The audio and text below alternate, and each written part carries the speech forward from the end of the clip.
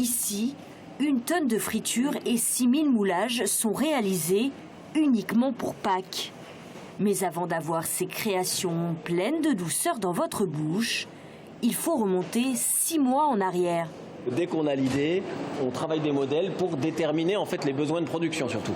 Pour faire un modèle pour la photo, et puis pour faire une liste de travail, il va falloir 65 petites épées. La petite épée, on va la tremper dans le chocolat jaune.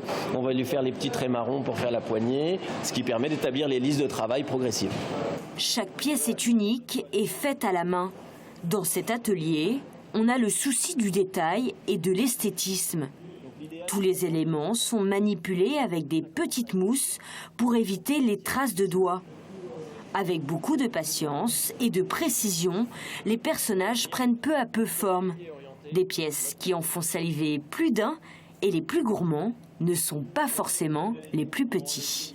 On cherche toujours quelque chose qui peut plaire aux petits et aux grands, parce qu'on s'est aperçu que même les adultes aimaient bien avoir leur œuf décoré, parce que ça peut être pour la table. Il y a de la pâte d'amande, alors que sur un œuf traditionnel, il n'y a pas de pâte d'amande. Là, toutes les têtes sont en pâte d'amande, donc ça correspond aux petits comme aux grands.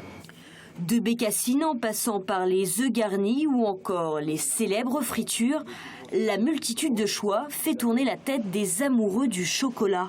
Et on le sait, la gourmandise n'est pas un si vilain défaut. Le maître chocolatier réalise des desserts spécialement pour Pâques, comme cet œuf revisité en tarte au citron meringuée. C'est des créations uniques, vendues sur un week-end et après ça disparaît. Voilà. Donc il faut saisir le coup. Près de 400 000 tonnes de chocolat seront consommées en France pendant ce week-end. Les vertus pourraient pointer leur nez dès la semaine prochaine, car pour rappel, il est un stimulant cérébral et bon pour le cœur.